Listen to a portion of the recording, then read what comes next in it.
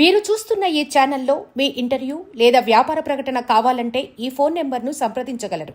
Phone number 9948299422. ప్రస్తుతం ఇక్కడ శ్రీ వెంకటేశ్వర స్వామి దేవస్థానము jewellery Nagar సంక్వాలే అక్కడ ఇవాళ ఎగ్జిక్యూటివ్ కమిటీ మీటింగ్ ఉన్నది.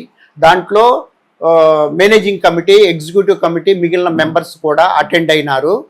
ముఖ్యంగా మన ప్రెసిడెంట్ గారు శ్రీ పి నారాయణ గారు, వైస్ ప్రెసిడెంట్ గారు ఎం రమణారెడ్డి గారు, ట్రెజరరు శ్రీ వై శ్రీరాములు గారు, సెక్రటరీ శ్రీ అజయ్ రెడ్డి గారు, ప్లానింగ్ డైరెక్టరు శ్రీ ఎం వెంకటరమణ, ఇంకా మిగిలిన ఎగ్జిక్యూటివ్ కమిటీ మెంబర్సు, తర్వాత మేనేజింగ్ కమిటీ మెంబర్సు, తర్వాత అదర్ మెంబర్స్ కూడా ప్రెజెంట్ అయినారు ఇక్కడ.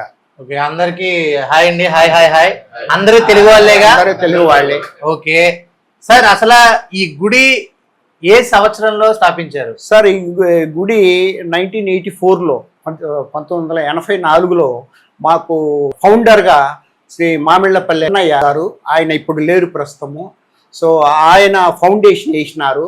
ఆ తర్వాత 1989 నుంచి బ్రహ్మోత్సవాలు ప్రతి సంవత్సరం కూడా కార్తీక మాసంలో నవంబర్లో వస్తుంటుంది. ఆ కార్తీక మాసంలో 3 రోజులు బ్రహ్మోత్సవాలు చేస్తూ ఉంటాము. ఇది 1989 నుంచి స్టార్ట్ చేశాము. ఇది 35 నిన్న 2024లో జరిగింది, 35 సంవత్సరంలో.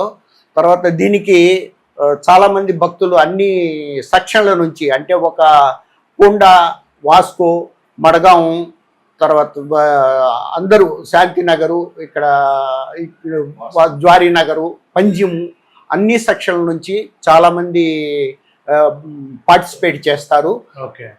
కనీసం 4000 మంది దాకా వాళ్ళకు భోజనాలు అన్ని ఏర్పాటు చేస్తారు. మూడవ రోజు విగ్రహాలు, స్వామివారి విగ్రహాలు, కళ్యాణము, తర్వాత ప్రొసెషన్, ఊరేగింపు జరుగుతుంది జ్వారి నగర్ అంతా. తర్వాత వేలాది మంది భక్తులు మాత్రం వస్తూ ఉంటారు. ఈ విధంగా ప్రతి సంవత్సరం జరుపుతూ ఉంటారు. ఇది 35 జరిపాము నిన్న 2024. చాలా మంది భక్తులు హాజరైనారు దాంట్లో. సార్, ఇప్పుడు మనకి ఇక్కడ మసీదు వినిపిస్తుంది. ఒకవైపు మసీదు, ఒకవైపు చర్చు, మధ్యలో మన గుడి. మనం కట్టినప్పుడు ఈ రెండు ఉన్నాయా సార్? మనం కట్టినప్పుడు కూడా ఉన్నాయి సార్. మసీదు ఒకవైపు, చర్చి ఒకవైపు, మధ్యలో వెంకటేశ్వర స్వామి టెంపుల్ ఉన్నది. మాకు తెలిసినంత వరకు ఎక్కడ ఈ విధంగా లేదు. కానీ అందరూ మాత్రము కోఆపరేటివ్ ఫ్రెండ్లీగా ఉంటున్నాము.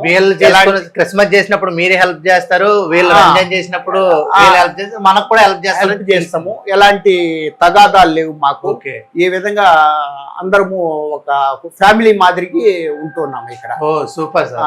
యాక్చువల్ గా మీరు ఏ సంవత్సరం ఇక్కడ యాడ్ అయ్యారు? అంటే కట్టినప్పటి నుంచి ఉన్నారా, లేకపోతే మధ్యలో? మేము కట్టినప్పటి నుంచి ఉన్నాము సార్. కానీ మెయిన్ మా చెన్నయ్య గారు అని చెప్పేసి, మామిళ్ళపల్లి చెన్నయ్య గారు ఉన్నారు. ఇప్పుడు ఆయన లేరు కాబట్టి ఆయన కుమారులు మాతోటి ఉన్నారు సార్. ఆయన ప్లానింగ్ డైరెక్టర్ గా వెంకటరమణ. గోవాలో ఒక తెలుగు గుడి పెట్టడం అనేది నార్మల్ విషయం కాదు. గోవాలో చాలా రకాలు ఉంటాయి. అంటే బీచ్లు చూడడానికి వస్తారు చాలా మంది, కొన్ని ఆటలు చర్చిలు చూడడానికి వస్తారు. కానీ తెలుగు వాళ్ళు ఫస్ట్ టైం గుడి కట్టడం అనేది చాలా అద్భుతం. నాకే చాలా వినసంపుగా ఉంది, చూసాను, చాలా బాగుంది అనమాట. తెలుగు పంతులు కూడా ఇక్కడ ఉండడం అనేది ప్రత్యేకత. సో ముఖ్యంగా ఏంటంటే సార్, మేము దీన్ని డెవలప్ అంతా డోనర్సే మాకు అంతా ఇది చేసినారు. ప్రతి భక్తుడు దీనికి సహాయం చేసినారు. వాళ్ళ వల్లనే ఇది డెవలప్ చేశాము. మాకు ఎలాంటి ఆర్థిక సహాయము ఎక్కడి నుంచి అందలేదు సార్. ఒక్కసారి మాత్రము తిరుమల దేవస్థానం నుంచి ఒక 10,000 ఇచ్చారు ఒక్కసారి. ఆ తర్వాత మాకు ఎవరు సహాయం లేదు. మన తెలుగు వాళ్ళే అన్ని సెక్షన్ల వాళ్ళు, అంటే అన్ని సెక్షన్లు, ఒక్కొక్క సెక్షన్ కొన్ని సెక్షన్లుగా 4-5 సెక్షన్లు మేము ఏర్పాటు చేశాము. ఈ 5 సెక్షన్ల నుంచి అందరూ కమిటీ మెంబర్స్గా, ఎగ్జిక్యూటివ్ కమిటీ మెంబర్స్గా ఉండి వాళ్ళందరూ కూడా ప్రతి ఒక్కరూ మంత్లీ కంట్రిబ్యూషన్ ఇస్తారు. ఆ కంట్రిబ్యూషన్ తోటి మేము తర్వాత మన కొంతమంది భక్తులు టెంపుల్ను దర్శించుకున్నప్పుడు వాళ్ళు డొనేషన్స్ కూడా ఇస్తుంటారు. ఈ డొనేషను ఈ మంత్లీ కంట్రిబ్యూషన్ వీటితోటి మేము మా పూజారికి కానీ మిగిలిన వర్కర్స్ కానీ వాళ్లకు మేము శాలరీస్ ఇస్తుంటాం సార్. ఓకే. ఈ విధంగా జరుగుతుంది. మాకు ఎలాంటి ఆర్థిక సహాయం ఏమీ అందలేదు సార్ ఎక్కడి నుంచి. ఎన్ని సంవత్సరాల నుంచి మీరు ప్రెసిడెంట్ గా చేశారు సార్? నేను జనరల్ సెక్రటరీగా దాదాపు 15 సంవత్సరాలు చేశాను. ఓకే. తర్వాత ఒక 2 సంవత్సరాలు నేను 17, 18, 19లో నేను ప్రెసిడెంట్ గా ఉన్నాను. ఓకే. నాలాగనే అందరూ ప్రతి ఒక్కరు మా వాళ్ళు ఇప్పుడు ప్రెసిడెంట్ గా ఉన్నారు. 2 సంవత్సరాలు ప్రతి ఒక్కరుగా చాలా మంది ఇప్పుడు ఆయన జయరాములని ప్రెసిడెంట్ గా ఉన్నారు. ఇంకా ఇక్కడ వేరే వాళ్ళు కూడా రాలేదు సార్, వాళ్ళందరూ కూడా ఉన్నారు. జాయింట్ సెక్రటరీగా ఉన్నారు. తర్వాత మేనేజింగ్ కమిటీలో ప్రతి పోస్టు ఇది చేశారు. కానీ ఈ సంవత్సరం మాత్రము ఈ 2 సంవత్సరాలలో ఈ నారాయణ గారు ప్రెసిడెంట్ గా ఉన్నారు. వైస్ ప్రెసిడెంట్ గా ఎం రమణారెడ్డి గారు ఉన్నారు. సెక్రటరీగా అజయ్ రెడ్డి గా ఉన్నారు. తర్వాత జాయింట్ సెక్రటరీగా ఎం శ్రీనివాసులు ఉన్నాడు.